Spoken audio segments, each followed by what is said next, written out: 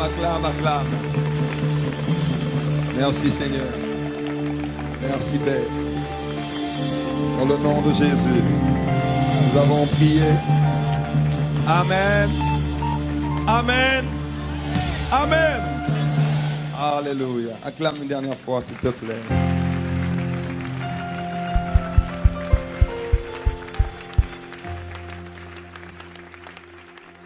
Oups. Désolé. Tu peux t'asseoir dans la présence de Dieu.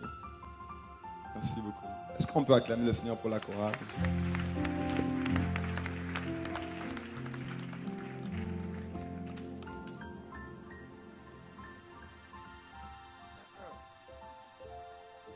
On va quand même se rhabiller, sinon ça fait mauvais genre. Que quelqu'un me dise Amen. Ah, bien-aimé, apprends à louer Dieu. Apprends à demeurer dans sa présence. Apprends à chercher Dieu de tout ton cœur. Chercher Dieu de toute ton âme, avec ton être tout entier. Sois entier devant lui. Que quelqu'un me dise Amen. Que quelqu'un me dise Amen.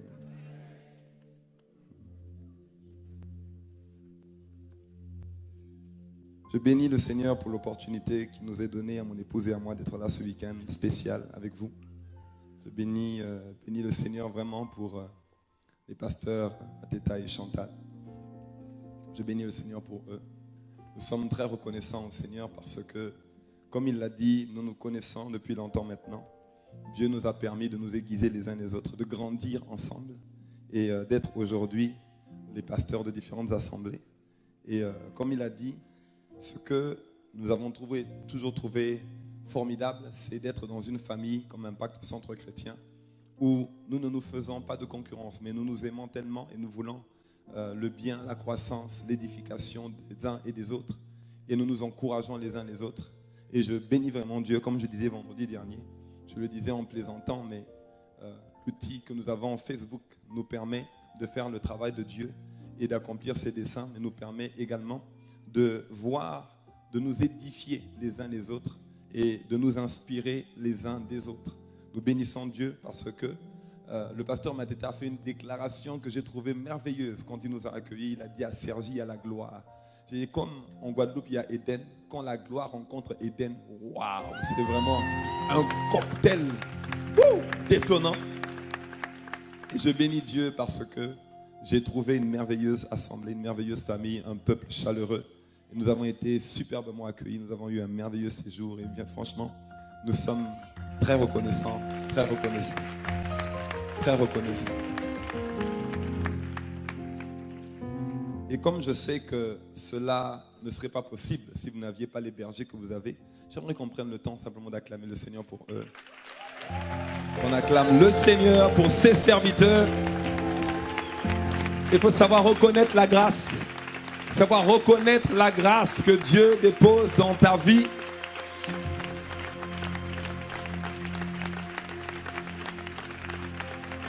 À toi qui es encore assis, je bénis Dieu pour ta vie. Il n'y a pas de problème. La prochaine fois, tu te lèveras. La prochaine fois. Mais gloire à Dieu. Mais sachant honorer de tels hommes, m'a dit la Bible. Ce n'est pas au ciel qu'on prendra le temps de les honorer. C'est ici sur la terre. Au ciel, Dieu s'occupe d'eux.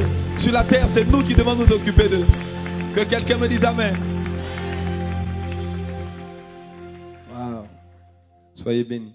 Vraiment, nous vous aimons beaucoup. Vous êtes très chers à notre cœur.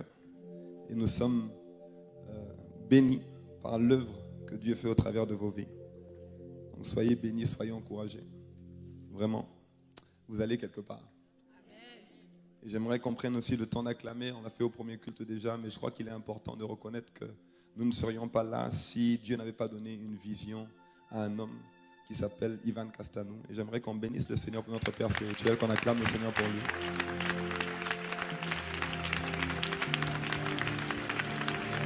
Aujourd'hui, quand on voit Impact Centre Chrétien, on voit l'œuvre que Dieu fait au travers de sa vie, on ne peut qu'être reconnaissant. Acclamons le Seigneur tous ensemble.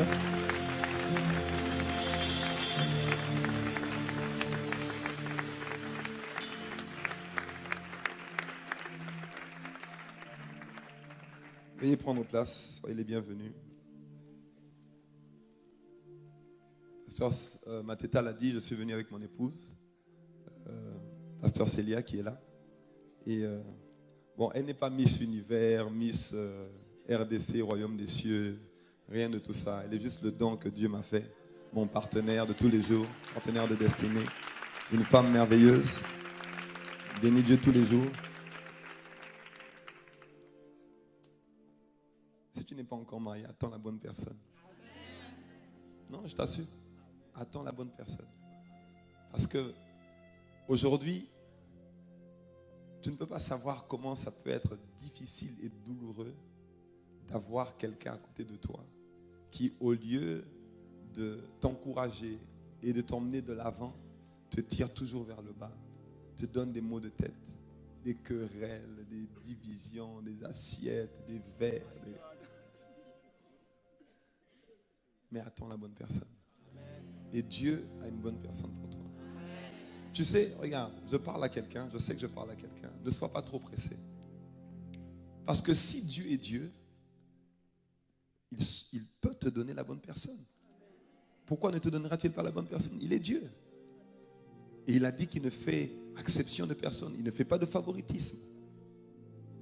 Il ne fait pas de favoritisme. Donc attends. Ne te vends pas moins cher parce que tu n'es pas moins cher. Tu n'es pas moins cher. Tu as de la valeur au prix de Dieu. Tu es un élément de valeur. La raison pour laquelle Dieu t'a envoyé cette personne qui veut t'embrouiller, te zigouiller ta destinée, c'est parce que Dieu, le diable sait que si tu attends la bonne personne, ce qui va sortir de toi va influencer tellement le monde qu'il va perdre du terrain. Le diable sait. C'est pour ça qu'il t'a envoyé zigoto là. Il ne connaît pas Dieu, il ne veut pas venir à l'église, il ne veut pas prier. Laisse-le. C'est pas lui. C'est pas lui. Laisse-le. C'est pas à toi. En Guadeloupe, on dit c'est pas tao. On dit c'est pas à toi, c'est pas lui. Donc ne te laisse pas distraire. Tu as une destinée prophétique. Tu as une destinée prophétique.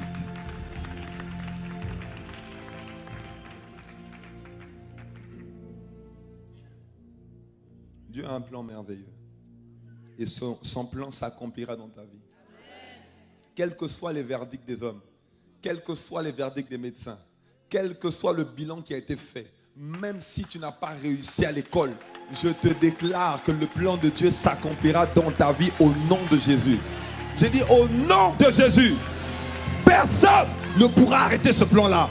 J'ai dit personne. La personne ou l'esprit qui voulait arrêter ce plan-là, il n'est pas assez fort pour toi. Parce que celui qui est en toi est plus fort que celui qui est dans le monde. Il est plus fort. Il est plus fort. Non, ne mesure pas la taille de Dieu en fonction de ce que tu manifestes aujourd'hui. Ne mesure pas la taille de Dieu. Ne mets pas Dieu dans une boîte de sardines. Dieu est beaucoup plus grand que ça. Beaucoup plus fort que ça. Beaucoup plus capable que ça. Et beaucoup, comme ils n'ont pas encore vu, ils se disent, ah, c'est tout ce que Dieu peut faire. Non, il a des réserves. Il a des entrepôts. Et c'est ce que nous sommes en train de voir en ce moment par la prière. Ce qui était dans l'entrepôt de Dieu devient manifeste dans ta vie au nom de Jésus.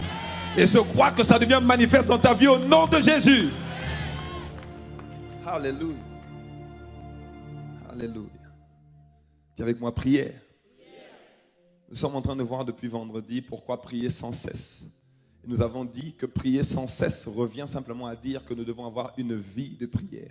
Parce que la prière n'est pas juste une action que nous devons répéter. La prière est une vie. La prière ne s'arrête pas. Dans Luc chapitre 18, Jésus donne une parabole pour montrer qu'il faut toujours prier et ne pas se relâcher. Il faut toujours prier. Il faut toujours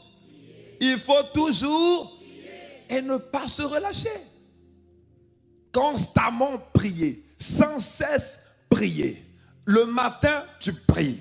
Le midi, tu pries. Au travail, tu pries. Tu reviens à la maison, tu pries. Le soir, tu pries. Dans la nuit, tu pries. Tu vas te doucher, tu pries. Tu vas aux toilettes. On ne s'arrête pas même aux toilettes. toujours prier et ne pas se relâcher. Que quelqu'un me dise Amen. J'ai partagé avec vous, pour ceux qui étaient là, on bénit le Seigneur pour le moment que nous avons eu hier. Est-ce qu'on peut acclamer le Seigneur pour les couples? Amen. Bénis le Seigneur parce que Dieu a vraiment fait de grandes choses. Il a fait descendre un feu et je crois vraiment que beaucoup vont apprécier, jouir d'un nouveau vin dans leur couple et dans leur foyer. Au nom de Jésus. Amen. Donc je disais depuis vendredi que nous devons prier sans cesse. Pourquoi nous devons prier sans cesse? Parce que prier, c'est d'abord un moyen de rencontrer Dieu. Et nous avons continué ce matin, nous avons dit que nous devons prier sans cesse parce que la vie de prière n'est pas une option. De même que notre corps doit respirer, notre esprit également doit respirer. Nous avons commencé doucement et nous allons continuer ce matin au cours de ce second culte. Et nous avons dit donc que la vie de prière n'est pas une option. Jésus a prié, les disciples, les apôtres ont prié et que nous aussi, nous devons prier parce que notre Dieu veut que nous prions. Il a dit qu'il veut que nous demandions pour que notre joie soit parfaite. Il dit que nous demandons, mais nous ne recevons pas parce que nous demandons mal. Et donc, il y a une façon de demander qui nous permet d'avoir des prières qui sont toujours exaucées. Dans Jérémie, chapitre 29, verset 12, il dit que nous devons l'invoquer, nous devons prier afin qu'il nous exauce. Il n'y a pas d'exaucement sans prière. Et la raison pour laquelle nous devons prier, c'est parce que Dieu veut déjà nous exaucer. Il veut exaucer tes prières. Il veut exaucer les désirs de ton cœur. Il a dit, fais de l'Éternel tes délices, il te donnera ce que ton cœur désire. Dieu veut te donner ce que ton cœur désire. Dieu veut te donner le conjoint de ta destinée. Pas le conjoint que tu veux, mais celui qui t'aidera à aller plus loin avec lui. Que quelqu'un me dise Amen. Dieu veut te donner le travail qui te permettra d'être épanoui et de continuer de le servir. Parce que, voyez-vous, il y a des prières que Dieu n'exauce pas. Parce que ce ne sont pas les projets que Dieu a pour toi. Tu veux certainement une promotion et pour toi, c'est la meilleure des promotions. Mais Dieu dit que s'il te donne cette promotion, tu ne viendras plus au pied de lui pour crier, pour dire Seigneur, étends ta main sur ma vie. Donc, il y a des prières que Dieu n'exauce pas. Pas parce que Dieu n'est pas bon, mais parce qu'il est important. Il nous connaît mieux que nous-mêmes. Que quelqu'un me dise Amen. Et il veut le meilleur pour nous. Et donc, je crois que Dieu t'apporte le meilleur au nom de Jésus. Dieu t'apporte le meilleur au nom de Jésus. Et je vais continuer en disant ceci. Pourquoi nous devons prier sans cesse? Nous devons prier sans cesse. Nous devons avoir une vie de prière parce que nous devons chercher Dieu. Que quelqu'un me dise chercher Dieu. Nous devons être assoiffés de Dieu et nous devons chercher Dieu. C'est la raison pour laquelle nous devons prier sans cesse. La Bible dit que Dieu se laisse trouver par ceux qui le cherchent. Dans Jérémie 29, verset 13, il dit « Vous me chercherez et vous me trouverez si vous me cherchez de tout votre cœur. » Autrement dit, on ne cherche pas Dieu partiellement. On ne cherche pas Dieu un peu. On ne cherche pas Dieu de temps en temps. On cherche Dieu constamment. Et pour chercher Dieu, il faut prier. Il dit « Je me laisserai trouver par vous » au verset 14, dit l'Éternel, « et je ramènerai vos captifs, je vous rassemblerai de toutes les nations et de tous les lieux où je vous ai chassés, dit l'Éternel, et je vous ramènerai dans le lieu d'où je vous ai fait aller en captivité. » Je trouve impressionnant que le Seigneur, en fait, je n'avais pas prévu de parler de ce dont j'ai parlé ce matin au premier culte et ce dont je suis en train de parler maintenant. Ce n'est pas ce que j'avais prévu. Mais je trouve impressionnant que Dieu nous emmène depuis à parler, à le chercher, à développer cette soif, à développer cette quête de Dieu pour pouvoir le rencontrer. Ça veut dire, vous savez ce que ça veut dire? Ça veut dire que Dieu vous emmène à une dimension supérieure. Ça veut dire que Dieu vous emmène à une étape au-dessus. Et pour ça, Dieu est en train de vous faire rentrer dans une saison de quête, de soif, de recherche. Une saison où vous allez encore plus loin que là où vous étiez. C'est vrai que vous avez commencé quelque chose. Le Seigneur a commencé quelque chose au travers de vous. C'est bien, gloire à Dieu. Mais Dieu est en train de vous dire qu'en réalité, ne soyez pas satisfaits. Bénissez Dieu pour là où vous êtes. Mais continuez, parce que derrière, il y a encore plus. Que quelqu'un me dise, je reçois plus, je reçois plus, je reçois plus. Il y a encore plus. y a encore plus. Et Dieu veut que nous allions prendre ce plus. Il dit, je vous rassemblerai de toutes les nations et de tous les lieux où je vous ai chassés, dit l'Éternel, et je vous ramènerai dans le lieu d'où je vous ai fait aller en captivité. Puisque vous m'avez cherché pour qui je suis, Dieu dit qu'il va s'occuper de nos affaires. Je me laisserai trouver par vous et je ramènerai vos captifs. Ça veut dire que puisque vous m'avez cherché, je me laisserai trouver. Puisque vous m'avez cherché, je m'occupe de votre délivrance. Puisque vous m'avez cherché, je m'occupe de votre promotion. Puisque vous m'avez cherché, je m'occupe de votre travail. Je m'occupe de votre mariage. Je m'occupe de votre guérison. Je m'occupe de votre épanouissement. Je m'occupe de votre liberté. Je m'occupe de votre productivité. Je m'occupe de votre fertilité. Je m'en occupe. Quand tu cherches Dieu de tout ton cœur, il se laisse trouver. Et qu'est-ce qu'il fait? Il ramène les captifs. Ça veut dire que les prisonniers sont libérés. Ceux qui étaient à terre sont relevés. Ceux qui étaient aveuglés recouvrent la vue. Il dit, fais de l'Éternel tes délices. Il te donne ce que ton cœur désire. Il te donne ce que ton cœur désire. Vous savez, dans la vie, il y a des épreuves, c'est vrai. Il y a des difficultés que nous rencontrons. Mais il y a des adversités. Les adversités sont causées par l'adversaire, le diable. Mais Dieu permet des fois certaines épreuves juste pour qu'à un moment donné, on arrête d'avoir la tête dans le guidon. Vous voyez? On arrête de continuer de faire ce que nous faisons. La Bible dit, au jour du malheur, réfléchis. Ça veut dire que quand ça ne va pas, assieds-toi, pose-toi un peu. Ce n'est pas nécessairement le diable, mais pose-toi un peu pour demander au Saint-Esprit, Saint-Esprit, qu'est-ce que tu veux me montrer? Quelle est la direction que tu veux que je prenne? Où est-ce que tu veux que j'aille? Que quelqu'un me dise Amen.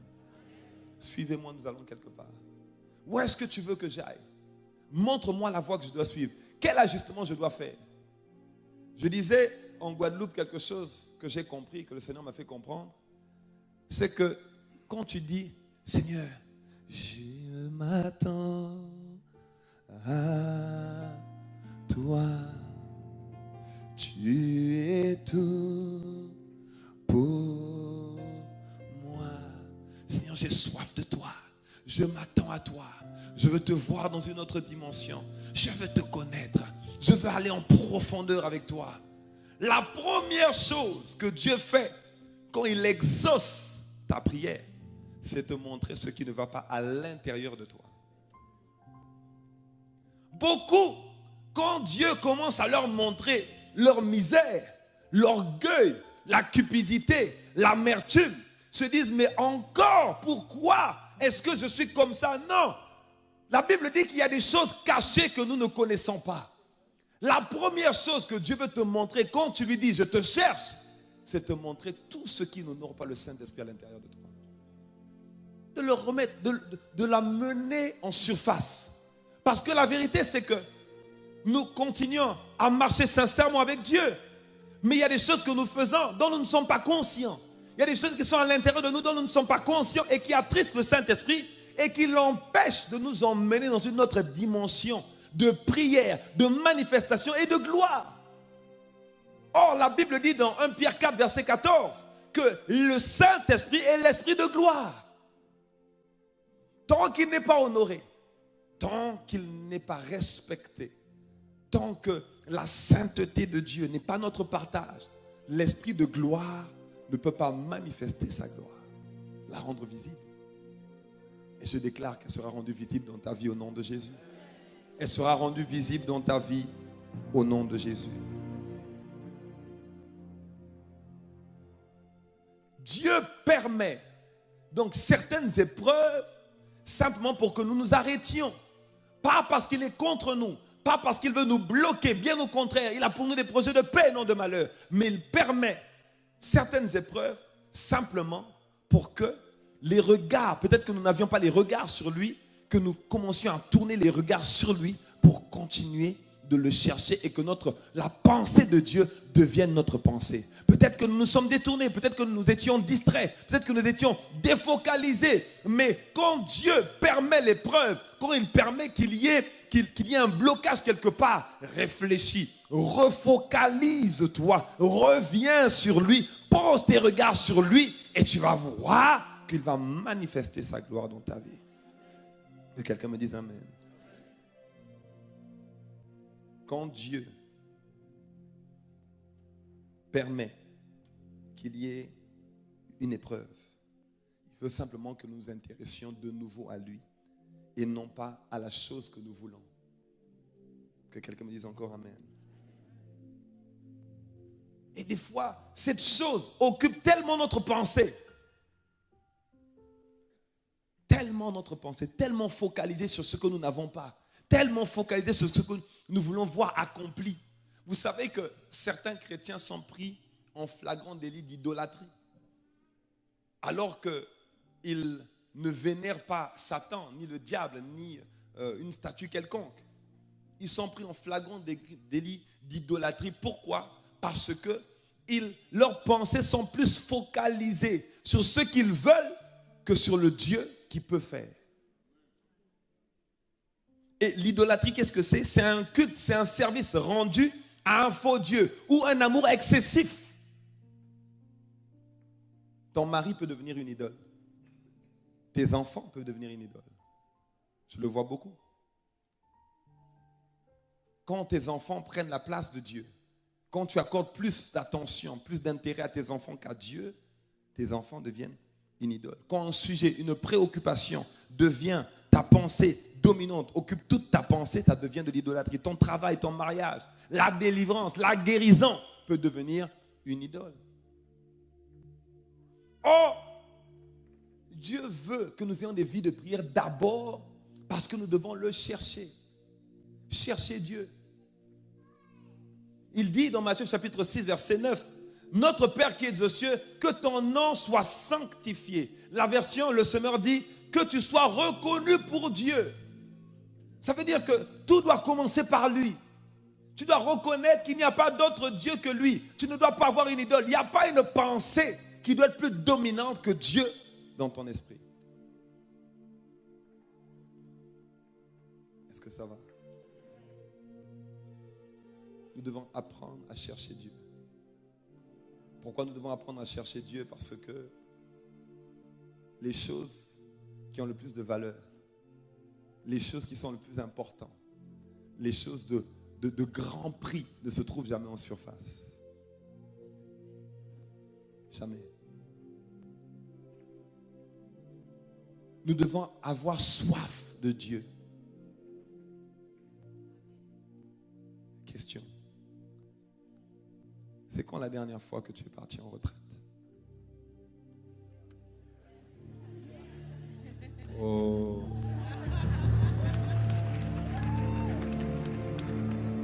Vous avez acclamé trop vite. C'est quand la dernière fois que vous êtes parti en retraite personnelle, tout seul avec Dieu? Amen.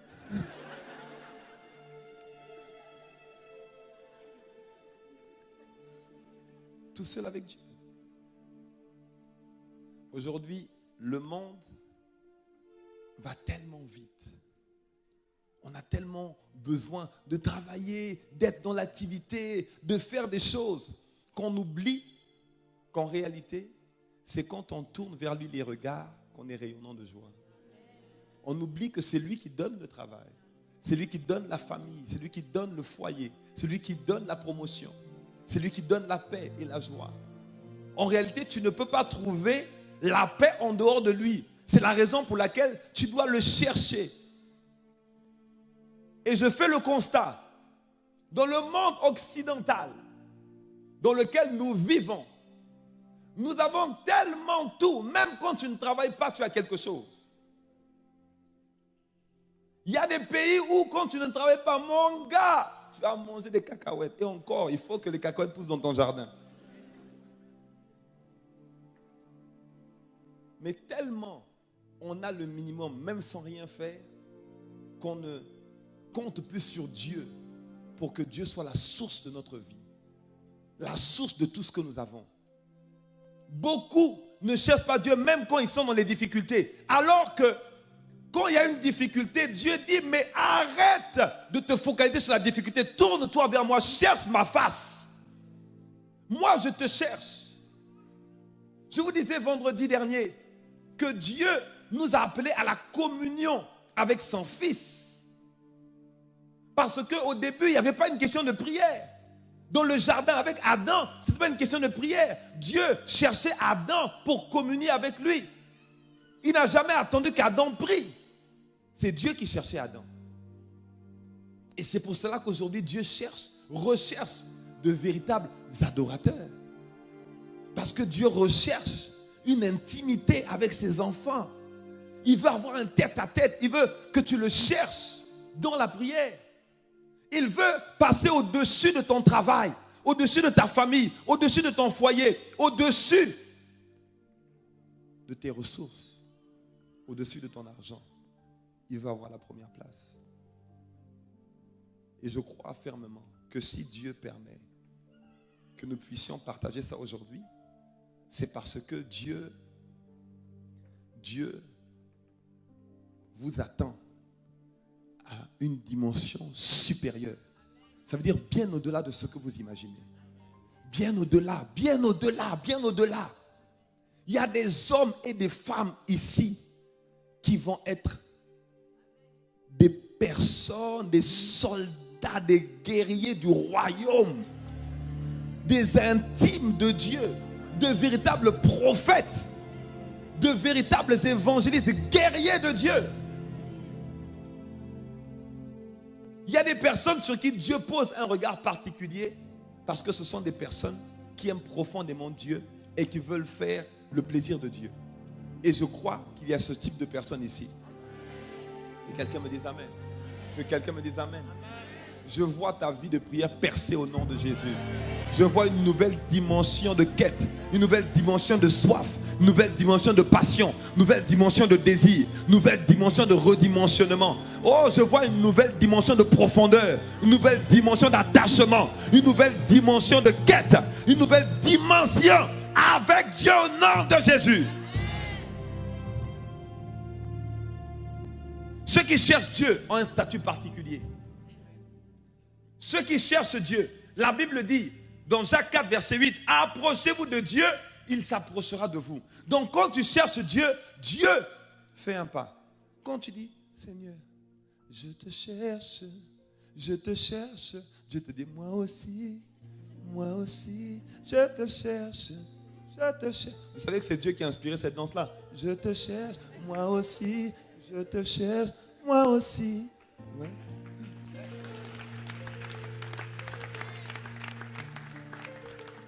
Quand tu t'approches de Dieu, il s'approche de toi. Ceux qui cherchent Dieu ont un statut particulier.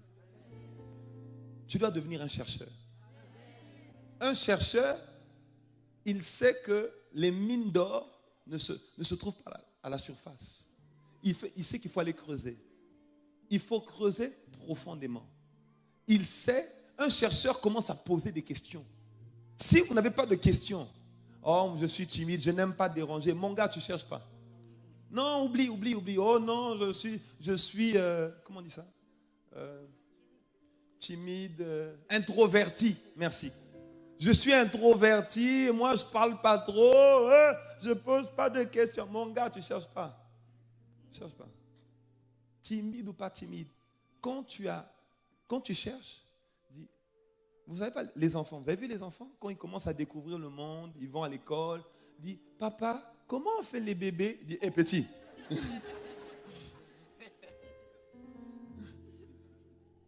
savez, celui qui cherche Dieu, il aura des questions. Pasteur Mathé, comment on fait pour rencontrer Dieu? Comment on fait? Pasteur Mathé, Pasteur Chantal, quand on est une femme et qu'on a un foyer, qu'on a des enfants, on est en activité, mais on veut être dans la présence de Dieu. Nous aussi, on travaille. Comment on fait pour avoir des moments d'intimité avec Dieu? Comment on fait? Si tu n'as pas de questions, c'est que tu ne cherches pas encore. Mais Dieu t'emmène aujourd'hui à chercher. Que quelqu'un me dise Amen.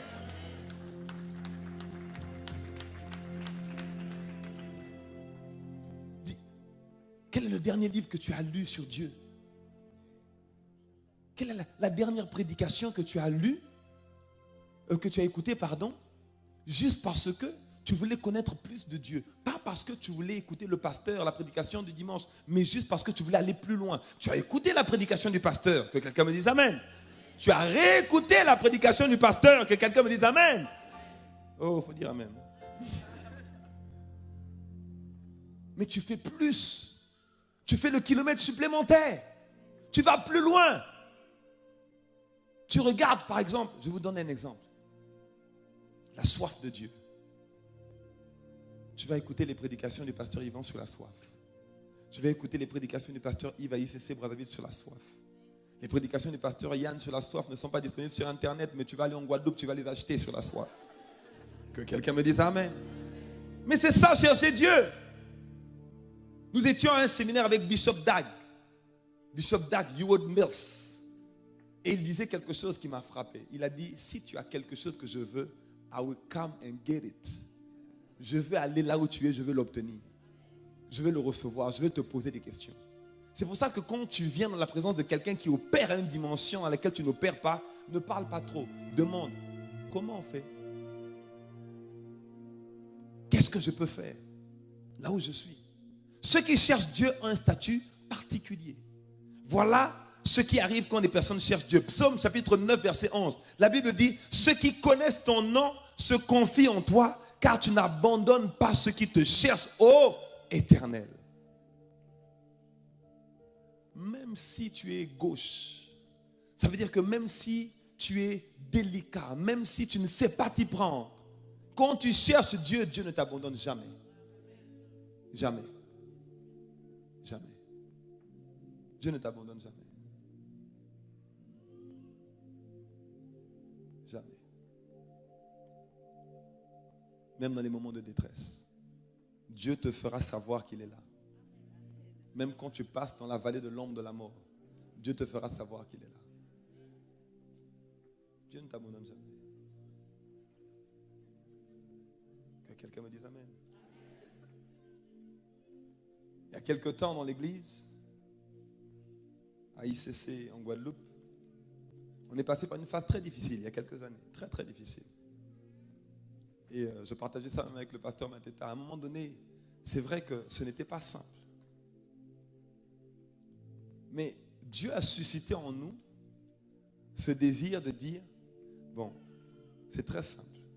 Soit il nous a appelés, soit il ne nous a pas appelés. Nous sommes certains qu'il nous a appelés. Donc, il y a certainement quelque chose que nous ne faisons pas bien. Parce que je sais que la lumière est supérieure aux ténèbres. La Bible dit que quand la lumière est arrivée, les ténèbres ont été repoussées. Ça veut dire faisons quelque chose.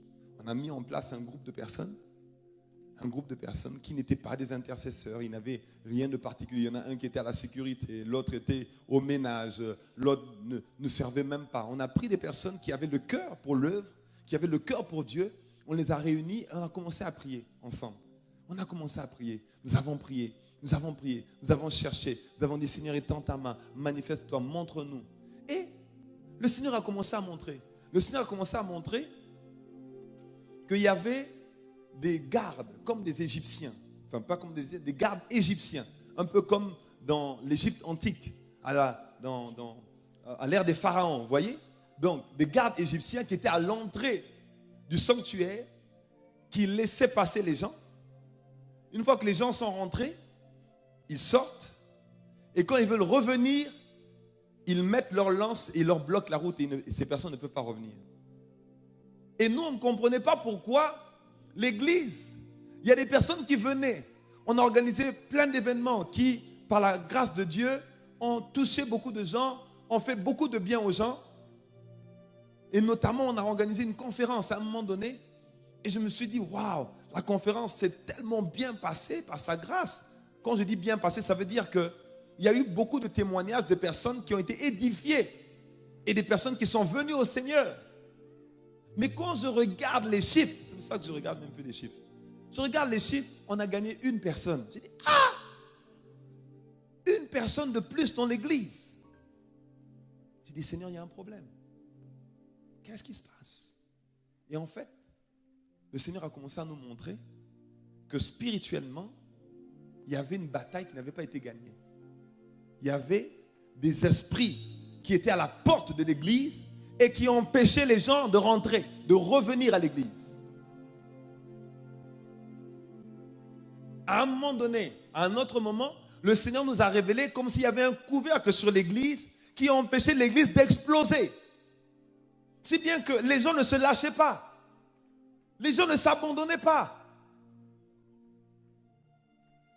Aujourd'hui, il y a certaines choses qu'on ne met pas forcément sur Internet parce que si il y a des choses qui peuvent choquer.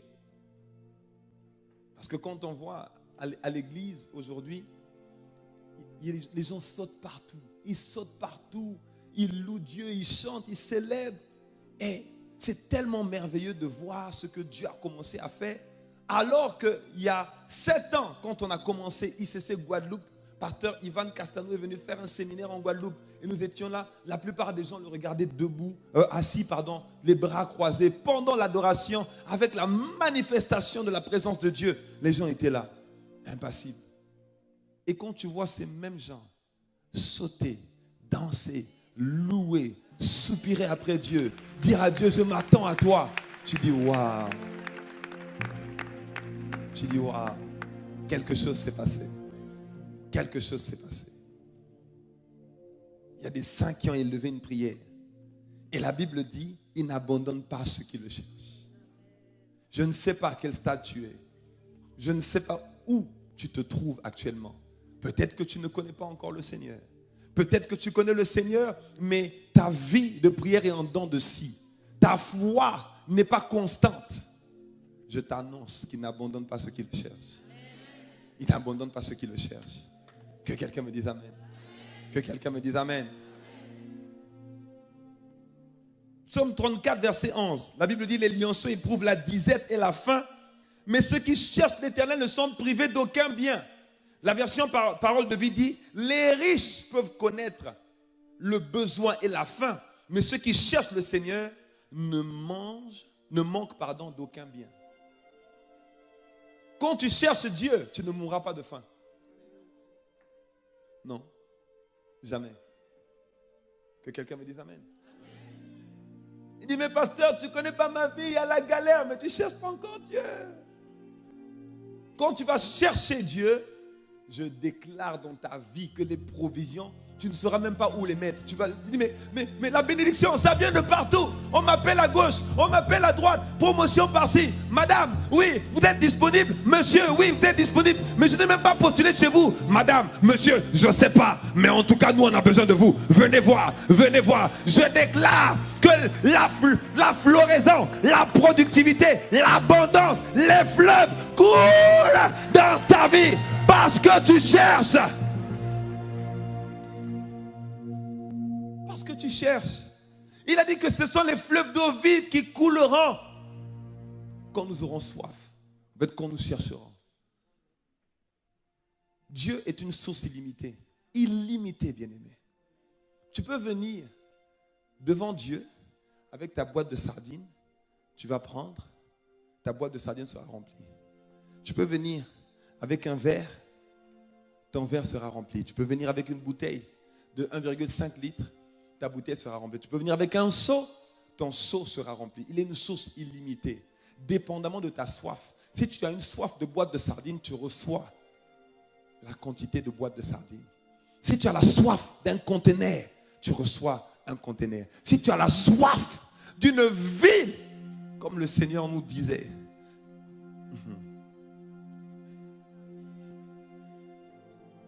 que Dieu donne à ICC Cergy le 78. Le 78. La soif pour un département entier. 95, 78. C'est pas un tout petit soif. Ça, c'est grande soif. Soif. Cherche. Mon ami, Toutes tes batailles peuvent être remportées en fléchissant les genoux. Toutes tes batailles peuvent être remportées en fléchissant les genoux. Quelqu'un me dise Amen. La Bible dit encore, Psaume 105, verset 3, je vais aller plus vite. Glorifiez-vous de son saint nom. Que le cœur de ceux qui cherchent l'Éternel se réjouisse. Proverbe 28, verset 5, les hommes livrés au mal ne comprennent pas ce qui est juste. Mais ceux qui cherchent l'Éternel comprennent tout. Ça veut dire que comprendre tout, c'est recevoir l'intelligence de Dieu. L'intelligence de Dieu se manifeste quand tu cherches Dieu. J'ai compris en fait que Dieu rend intelligent. Oui, oui. En Guadeloupe, il y a on dit Tébé, Tébé, tu es bête, Tébé. Mais même si on t'appelait Tébé, même si on a dit de toi que tu n'arriveras à rien, quand tu cherches Dieu, je t'assure, tu comprends tout. Et tu sais, quand tu comprends, alors qu'il y en a qui sont encore en train de réfléchir, parce que tu as compris, tu passes devant eux. Mais qu'est-ce que tu fais là? Moi j'ai compris. Il y en a qui sont encore en train de réfléchir sur un autre défi. Toi tu as compris, tu passes devant eux. Dis, mais qu'est-ce que tu fais là? Le Seigneur a permis que je comprenne. Dis, peu rien. Dis, mais on ne t'attendait pas là. Dis, mais... Que quelqu'un me dise Amen. La vie de prière te permet de chercher Dieu. Le Seigneur a attiré mon attention sur un personnage de la Bible qu'on appelle Josué. Josué m'a intrigué. Parce que j'ai lu une parole dans Exode chapitre 33.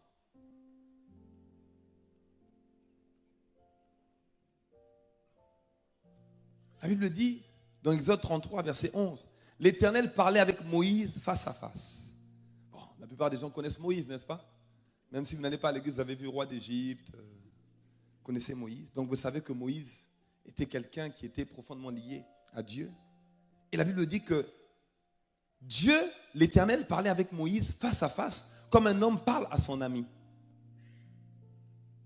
Mais le Seigneur a attiré mon attention sur la suite de ce verset. La Bible dit, puis Moïse retournait au camp, mais son jeune serviteur Josué, fils de Nun, ne sortait pas du milieu de la tente. Et ce passage m'a toujours intrigué. Et je me suis toujours dit que je ne l'avais pas compris et qu'un jour, le Seigneur ouvrirait mon esprit sur ce passage. Et un jour, je faisais mon jogging, donc je courais et je commençais à parler à Dieu. J'ai dit, Seigneur, comment ça va? Il dit, non, fils, ça va. Donc on discute. Il dit, mais tu as peut-être du nouveau pour moi aujourd'hui? Il dit, oui. Tu te rappelles de l'histoire de Josué que tu aimes bien? J'ai dit, oui. L'histoire de Josué que j'aime bien, Exode 33, 11. J'ai dit, oui, oui. La Bible dit que Josué ne sortait pas du milieu de la tente. Et je me suis toujours demandé comment Josué était dans la tente. Vous avez déjà lu ce passage ou pas? Non? Bon, ok, vous allez lire. Je me suis toujours demandé comment Josué avait fait pour être dans la tente. Parce que dans la tente dont on parle, c'est la tente de la rencontre, qu'on appelle le tabernacle de Moïse. Le tabernacle de Moïse. Le tabernacle de Moïse était constitué de plusieurs parties. Le parvis extérieur, le lieu saint, le lieu très saint. Mais dans la tente, il n'y avait que le souverain sacrificateur, autrement dit Moïse, qui pouvait y entrer. Ou bien ceux qui avaient été habilités, qui étaient souverains sacrificateurs. Et ceux qui servaient dans le sanctuaire, dans le temple, devaient appartenir à la tribu des Lévites. Donc les Lévites seuls pouvaient rentrer dans la tente et pouvaient faire le service dans le sanctuaire, dans le lieu saint, dans le lieu très saint.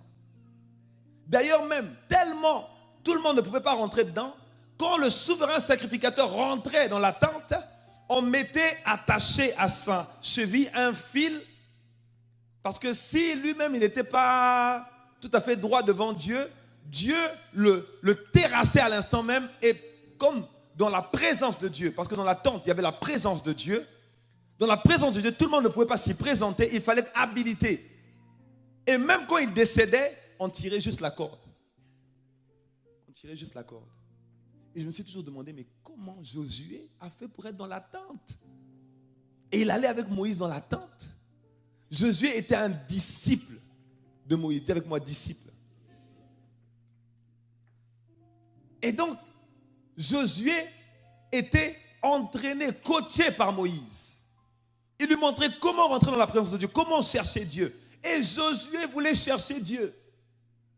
Et en fait, le Seigneur a commencé à me parler sur Josué. Il me dit, en fait, tu sais que Josué, oh Josué. Et c'est comme si j'ai entendu le Seigneur sourire. Il dit, oh Josué. Je dis, mais qu'est-ce qu'il y a avec Josué? Il dit, mais Josué était quelqu'un.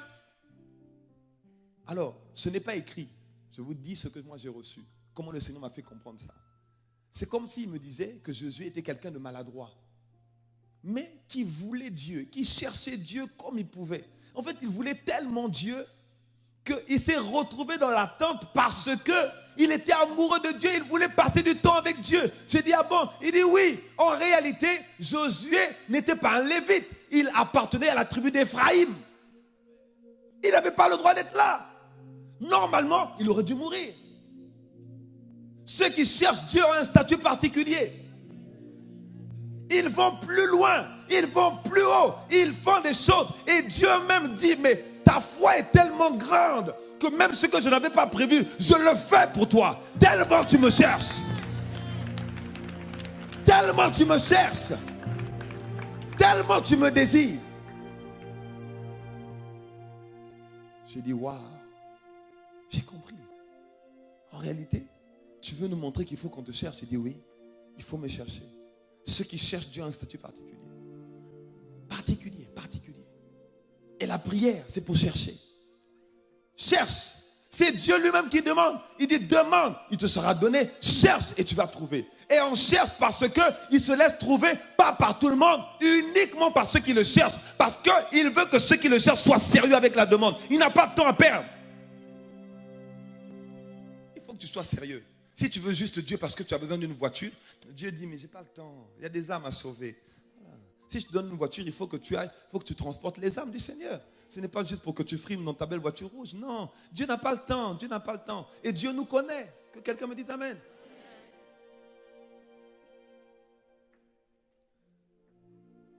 Et je te vois chercher Dieu dans une autre dimension.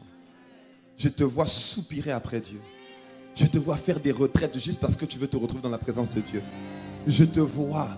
Oh, que tu aies mangé ou que tu n'aies pas mangé. Que tu aies de l'argent pour payer tes études ou que tu n'aies pas d'argent. Je te vois chercher Dieu. Je te vois t'attendre à Dieu. La Bible dit que ceux qui le cherchent ne sont privés d'aucun bien. Autrement dit, ceux qui cherchent Dieu ne doivent pas s'inquiéter de ce qu'ils vont manger, de ce qu'ils vont boire ou même de comment ils vont payer les études. Dieu ouvre les robinets quand tu le cherches. Je fais une parenthèse. La Bible parle des anges de Dieu. Il dit qu'il y a le ministère angélique qui est activé par les prières des saints. Que quelqu'un me dise Amen. Les anges, en fait, les anges sont des esprits au service de ceux qui ont hérité du salut. Dieu peut décider d'envoyer ses anges comme il a fait avec Marie en envoyant l'ange Gabriel, mais Dieu peut également envoyer un ange suite à la prière d'un saint, comme on peut voir dans Daniel. Daniel a prié et l'ange est venu exécuter les desseins de Dieu parce que Daniel a prié. Parce que tu cherches Dieu, Dieu envoie ses anges vers toi. Dieu envoie ses anges vers toi. Parce qu'il y a des anges qui sont porteurs des bénédictions, qui sont porteurs des exaucements. La Bible dit dans Daniel que le jour où tu as eu à cœur de t'humilier devant Dieu, en réalité, le Père l'a envoyé parce que Daniel a eu à cœur de s'humilier et de prier. Dès que tu auras à cœur de chercher, l'ange de Dieu va commencer à apporter l'exaucement à ta prière. Et je déclare que les anges de Dieu apportent l'exaucement à ta prière au nom de Jésus. Au nom de Jésus. Au nom de Jésus. Que quelqu'un me dise Amen. Prier nous permet de chercher Dieu. Et je vais finir avec un dernier point. Pourquoi est-ce qu'il est important d'avoir une vie de prière? Pourquoi est-ce qu'il est important de prier sans cesse?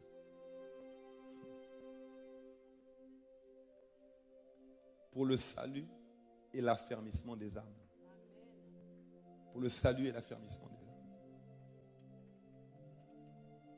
Jérémie 29, verset 7.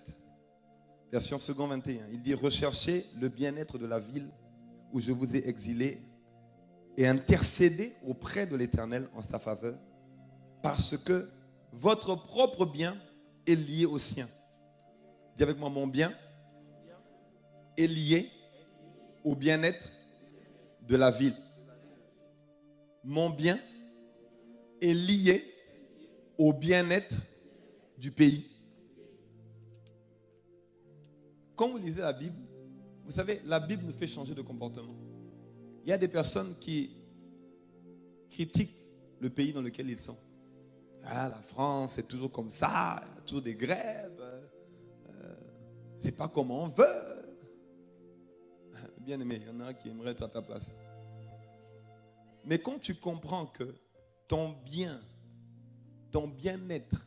est lié au bien-être du pays dans lequel tu habites, tu arrêtes de critiquer. Parce que ça veut dire que tu es en train toi-même de combattre ton bien-être. Tant que le pays n'est pas bien, tu ne seras pas bien. Si le pays est bien, tu seras bien. C'est la raison pour laquelle tu dois prier pour ta ville. Dieu t'a mis dans ta ville parce que ton bien-être dépend du bien-être de la ville. Regardez. Dans la version Louis II, il dit « Recherchez le bien de la ville où je vous ai mené en captivité, priez l'Éternel en sa faveur, parce que votre bonheur dépend du sien. » Et voilà ce que le Seigneur me montre. Il dit « Mais c'est quoi quel est le plus grand bien que tu puisses faire à quelqu'un? Vous savez, vous? Quel est le plus grand bien que tu puisses faire à quelqu'un? Est-ce que vous savez? Je suis sûr que vous savez. Vous n'osez pas ça? Vous pouvez y aller, pasteur et ok. C'est quoi? Prier pour la personne, c'est pas mal. Mais c'est pas encore ça. L'aimer, c'est pas mal, mais c'est pas encore ça. L'amener à Christ. On peut acclamer le Seigneur pour elle. Le plus grand bien que tu puisses faire à quelqu'un, c'est l'emmener à Jésus. Parce que le seul moyen pour lui de connaître son identité, son potentiel, de le libérer, de manifester les projets de paix, les bonnes œuvres pour lesquelles Dieu l'a créé, Dieu l'a façonné, c'est qu'il soit connecté à Dieu et donc de l'emmener à Christ. Si tu ne connais pas encore Jésus aujourd'hui, mon frère, ma soeur, malgré tous tes biens, malgré toutes tes ressources, malgré toutes tes expériences, ton nom de famille, tu ne pourras jamais libérer tout le potentiel que Dieu a mis en toi si tu n'es pas connecté à ta source qui est Dieu et le seul capable de libérer ce potentiel par son esprit en toi. Le plus grand bien que l'on puisse faire à quelqu'un, c'est de l'emmener à Jésus. Donc quand Dieu dit ici, recherchez le bien-être de la ville, en fait, recherchez que la ville soit sauvée parce que le salut de la ville influe sur votre bien-être. Quand la ville est sauvée, les hommes et les femmes qui vivent dans la ville, qui vivent dans le pays, sont sauvés, ils ont le cœur de Dieu. Les cœurs brisés sont restaurés. Il y a la paix de Dieu, il y a le caractère de Christ, il y a moins de vol, il y a moins de violence, il y a moins de cambriolage, il y a moins de meurtres. Toutes ces choses qui font la promotion du royaume des ténèbres commencent à s'évanouir parce que la ville connaît Jésus. Le bien-être de la ville, ça veut dire le salut de la ville. Rechercher le bien-être de la ville. Que quelqu'un me dise amen. Plus il y a de personnes converties, plus c'est la fin des problèmes de voisinage, c'est la fin des problèmes de famille, c'est la fin des problèmes de disette, de manque, de violence, de catastrophe, de désordre. Que quelqu'un me dise amen. Est-ce que tu ne veux pas le bien-être de ta ville? Est-ce que tu veux le bien-être de ton pays? Alors dis-moi un bon amen. Dis-moi un meilleur amen. Et en fait, le Seigneur me dit, mais tu sais, il y a un secret que tu dois connaître par rapport à l'exaucement de tes prières. Je dis, ah bon, c'est quoi le secret? Le secret, c'est qu'il faut prier pour les autres, prier pour la ville. Il y a une clé importante pour la prière, qui est de toujours s'appuyer sur la parole de Dieu. La prière qui s'appuie sur la parole de Dieu, et écouter et exaucer, parce que tu pries selon sa volonté. Et l'autre clé importante, c'est de prier pour les autres. Quand tu pries pour la ville, tu sais que le Seigneur s'occupe de toi. Ton bien-être dépend du bien-être de la ville. Que quelqu'un me dise amen.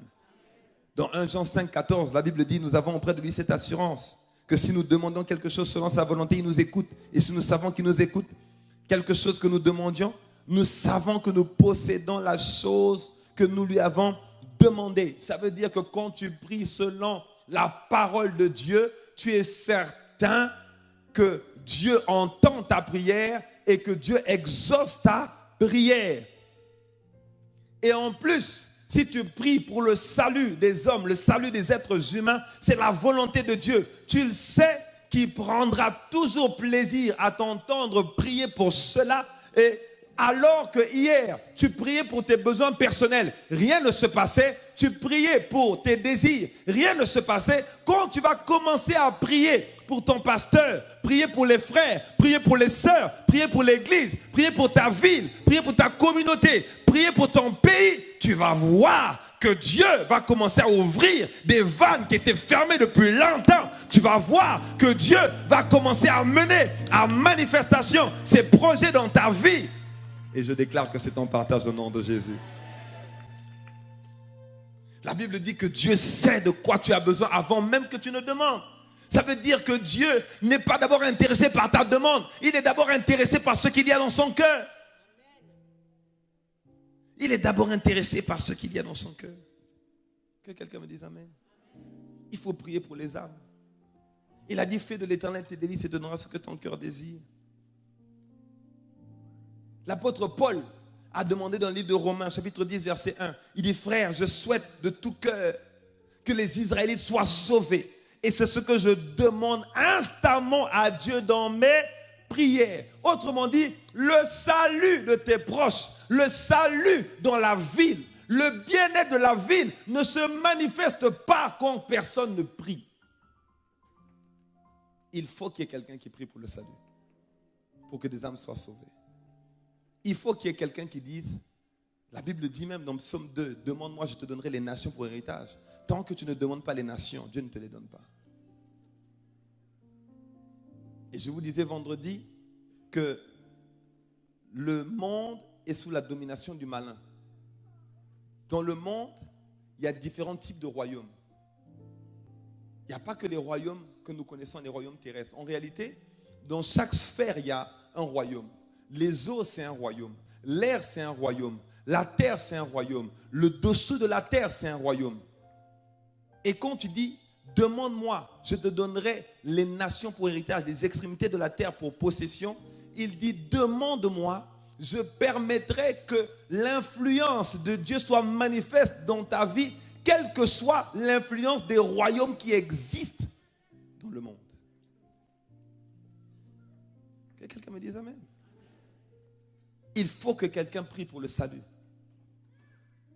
Si personne ne prie pour le salut de tes proches, ils ne viendront pas à Christ. Pour les membres de ta famille, ils ne viendront pas à Christ. Sans prière, il n'y a pas de manifestation de salut. Que quelqu'un me dise amen. Que quelqu'un me dise amen. Le pasteur Karambiri partageait une anecdote il y a quelque temps. Et il parlait d'une femme qui était dans son église. Cette femme est décédée. Donc elle est morte. Et comme elle aimait profondément Dieu, elle priait beaucoup. Elle est partie vers Dieu. Et elle dit à Dieu, Père, je suis content d'être là, mais pourquoi tu m'as enlevé si tôt? Il fallait que je reste encore sur terre. Il dit, non, mais ton travail était fini sur terre, c'est bon, je te veux auprès de moi, je te rapatrie, c'est bon, tu es bien là. Elle dit, mais Père, mais regarde, mes enfants, ils vont rester orphelins de mère. Il dit, t'inquiète pas, je m'en suis déjà chargé, je m'occupe de tes enfants, ils vont bien grandir, ils vont réussir à l'école, ils auront une belle vie, ils seront également des sources de bénédiction pour les autres. Elle dit, mais Père, tu as vu mon mari? Il va rester seul. C'est un bon mari. Il s'occupe bien de moi, il est attentionné. Il communique. Nous sommes complices. Est-ce que tu vas faire en sorte que mon mari reste? Il dit, t'inquiète pas, ton mari aussi, j'ai déjà prévu celle qui va te remplacer. Ne t'inquiète pas. C'est bon. Il y aura quelqu'un pour lui, pour prendre soin de lui. Donc ne sois pas inquiète. Elle dit, mais Père, tu as vu le travail que j'étais en train de faire dans le quartier pour sauver les âmes? Tu as vu le nombre de jeunes qui sont sortis de la rue au travers de ma vie? Seigneur, qu'est-ce que tu fais de ces âmes-là? Qu'est-ce qui va se passer pour les autres, ceux qui ne t'ont pas encore connu, ceux qui ne sont pas encore revenus à la maison? Tu as vu? Elle dit, ah, les âmes. Ah ouais, c'est vrai. C'est vrai. Bon, rien que pour ça, je te renvoie. Repars. Elle est revenue à la vie. Elle est revenue à la vie.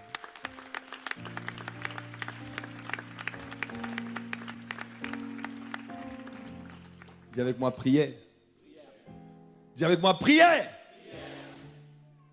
Rien que pour les âmes, Dieu a décidé de la renvoyer sur terre pour faire le travail le plus important. Pour qu'elle continue à prier et qu'elle continue à témoigner de Jésus. Pour les âmes. Il y a quelque temps, nous avions un programme de prière matinale. Et on a arrêté le programme parce que je n'étais pas satisfait. Et je demande à Dieu, mais Seigneur, il faut qu'on prie pour les divorcés, qu'on prie pour les personnes qui ont des difficultés dans leur foyer, qu'on prie pour ceux qui ont des problèmes d'argent. Il me dit, non, ce n'est pas ça, vous n'avez pas compris. Vous n'avez pas compris. On ne commence pas par prier par les besoins des hommes. On commence d'abord par mes besoins à moi, par mes intérêts à moi. Je dis, ah bon? Mais c'est quoi tes intérêts à toi? Il me dit, les âmes. Les âmes. Le cœur de Dieu beau pour les âmes. La prière, ce n'est pas d'abord pour nos besoins. La prière, c'est d'abord pour faire le plaisir de Dieu. D'abord pour les âmes. Pour faire le travail de Dieu. Et si personne ne prie, aucune âme ne vient accepter Jésus-Christ comme Seigneur et Sauveur. Ils viendront à l'église. Ils repartiront aussi vite qu'ils sont venus parce que personne ne prie. Que quelqu'un me dise Amen.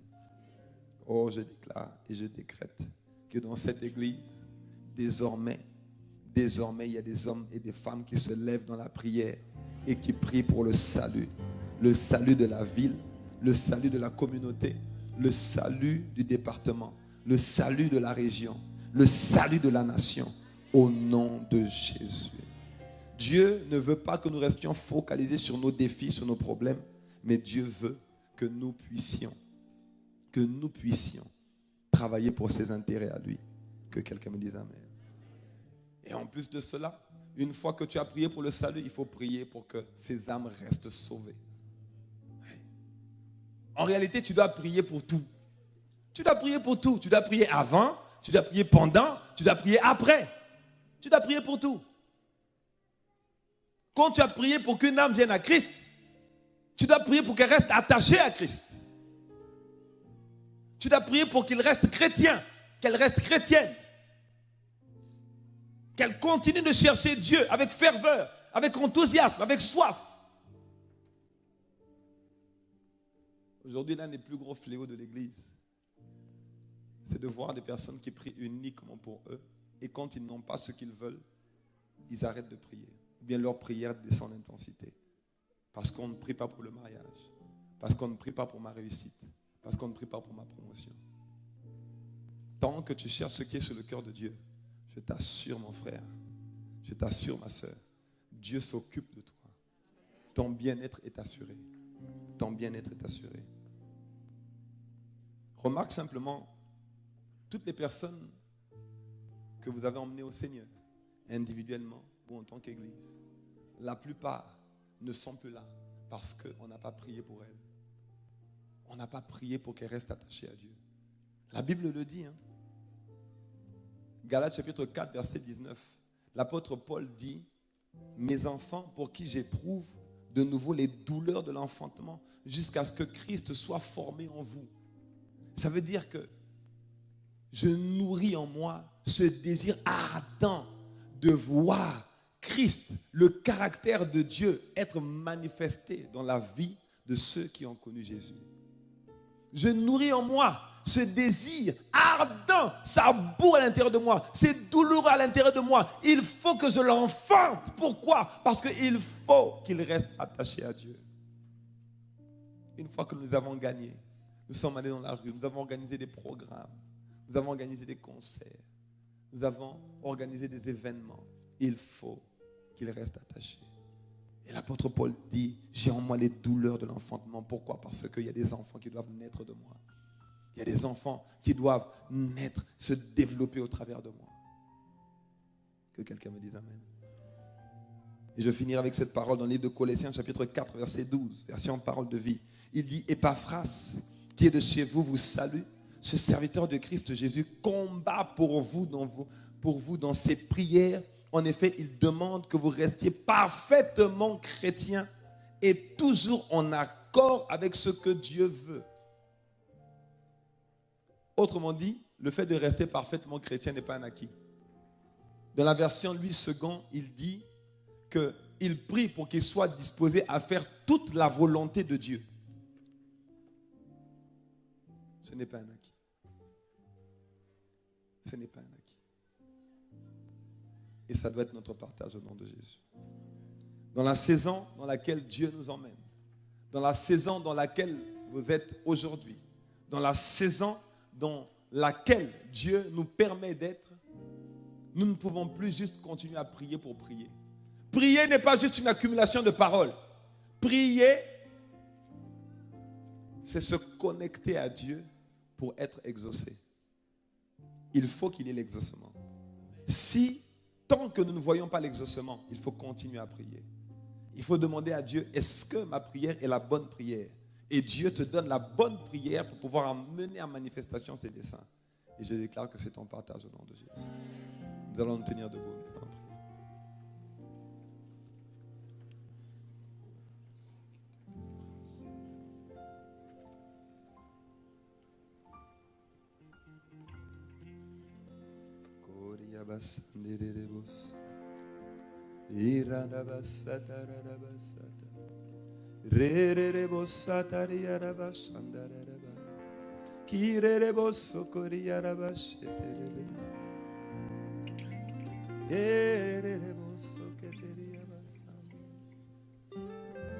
Apprends-nous à prier, Seigneur. Le disciple qui a demandé à Jésus a dit, Seigneur, enseigne-nous à prier comme Jean-Baptiste l'a enseigné à ses disciples. Fais de nous de véritables disciples de Christ. Fais de nous des instruments de gloire. Seigneur, alors que nous écoutons, nous entendons ce que tu as choisi de dire, ce que l'Esprit a choisi de dire à son Église, pardonne-nous nos écarts, pardonne-nous nos manquements, pardonne-nous nos faiblesses, pardonne-nous, Seigneur, d'avoir abandonné la course, de ne pas avoir persévéré dans la foi. Pardonne-nous notre égoïsme, notre égocentrisme. Pardonne-nous de nous être contentés du minimum des miettes qui tombaient de la table, alors que les miettes n'étaient pas prévues pour les enfants, mais au contraire, les miettes étaient prévues pour les petits chiens. Seigneur, accorde-nous de ne pas nous contenter de l'héritage des petits chiens, alors que tu as pour nous des mets gras et succulents en réserve. Seigneur, pardon, parce que nous ne t'avons pas cherché comme nous aurions dû. Nous n'avons pas prié pour les autres, mais plus pour nous. Oh Père, l'un des secrets de l'exaucement, c'est de prier pour les autres. C'est de demander le bien-être des autres, parce que tu assures notre bien-être quand nous recherchons le bien-être de la communauté, de la ville, de la nation et du pays.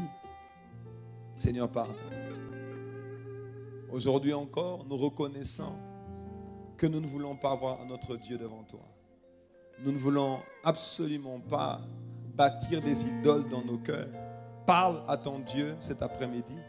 Parle à ton Père cet après-midi. Dis-lui, Seigneur, je ne veux pas prendre d'engagement pour prendre un engagement. Je demande l'assistance de ton Esprit Saint. Je demande l'assistance du Paraclétos, du Consolateur. Je demande l'aide de mon Dieu parce qu'il est la force dont nous avons besoin, la capacité dont nous avons besoin. Il est celui qui relève notre tête. Il est celui qui ouvre les yeux de notre cœur, qui nous rend conscients de là où il nous emmène, de là où nous sommes, de notre misère. Père, nous te demandons une vie de prière, une vie de supplication, une vie d'intercession, une vie d'adoration, pas une vie de chant, une vie d'adoration. Une vie dans laquelle nous acceptons d'être des sacrifices vivants, saints et agréables. Seigneur, nous voulons avoir le cœur pour les âmes, le cœur pour le peuple non atteint, le cœur pour ceux qui se perdent et se meurent. En réalité, hier, nous n'étions pas émus, nous n'étions pas remplis de compassion. Quand quelqu'un allait en enfer, cela ne nous disait rien, parce que notre cœur n'était pas encore tourné vers le cœur de Dieu. Mais Seigneur, il faut que ça nous fasse mal que quelqu'un ne te connaisse pas, qu'un collègue, Seigneur, ne te connaisse pas, qu'un membre de nos familles quitte cette terre sans te confesser, confesser ta Seigneurie. Seigneur, s'il te plaît, donne-nous le cœur pour les choses de Dieu. Oh oui, Seigneur, ce sont des choses que l'œil n'a point vues, que l'oreille n'a point entendues, et des choses qui sont montées dans le cœur de l'homme. Accorde-nous la grâce, Seigneur notre Dieu, de ne pas être comme l'homme animal et de ne pas comprendre les choses de l'esprit. Nous sommes esprit et nous voulons manifester les choses de l'esprit dans cette saison, dans le nom puissant de Jésus. Père est dans ta main. Que nous ressentions la douleur que tu ressens. Que nous ressentions, Seigneur, la compassion que tu ressens. La Bible déclare que Jésus eut compassion de la foule et il fit des miracles. C'est parce que la compassion a été manifestée, l'amour a été manifesté dans le cœur de Jésus que les miracles se sont opérés. Qu'il y ait des miracles au travers de nous. Et je déclare qu'il y aura des miracles au travers de ta vie. Il y aura des prodiges au travers de ton ministère. Il y aura des signes au travers de ta destinée. Et oh, des hommes et des femmes confesseront la Seigneurie de Jésus-Christ au travers de ton histoire et de ton témoignage. Ceux qui avaient jeté l'éponge reprendront l'éponge au travers de ton histoire. Ceux qui étaient à terre, qui s'étaient arrêtés en route, qui n'avaient pas persévéré jusqu'à la fin, oh, désormais persévéreront au travers de ton témoignage. Alors que tu faiblissais, alors que tu t'arrêtais, alors que tu te focalisais sur toi, alors que tu étais tourné uniquement sur tes défis, je déclare que les yeux de ton cœur s'ouvrent maintenant. Et avec les yeux de l'esprit, tu vois les attentes du Père. Tu vois ce qu'il y a sur le cœur de Dieu. Et tu es rempli de la plénitude de la volonté de Dieu. Et c'est ton partage au nom de Jésus. Ta vie de prière ne sera plus jamais la même. Ta vie ne sera plus jamais la même. Ta destinée n'aura plus jamais la même saveur. La saveur de Christ, la bonne odeur de Christ sera manifestée au travers de ton histoire. Quel que soit ton âge, quel que soit ton appel, quel que soit l'endroit où tu te trouves, quelle que soit la saison dans laquelle tu es, je déclare et je décrète que tu rentres dans une nouvelle saison de gloire avec le Saint-Esprit de Dieu au nom puissant de Jésus. L'esprit de prière et de supplication s'attache à toi au nom puissant de Jésus. 1000 tombent à tes côtés, 10 000 à ta droite, tu ne seras pas atteint. Mais la Bible déclare que tu verras de tes yeux la rétribution des méchants. Personne ne mourra dans ta famille, personne ne mourra dans ton foyer, mais tous vivront et raconteront les œuvres merveilleuses de notre Père Céleste, de notre Dieu. C'est ton partage, tu le reçois au nom de Jésus. Au nom de Jésus. Amen. Amen. Amen. Est-ce qu'on peut acclamer le Seigneur?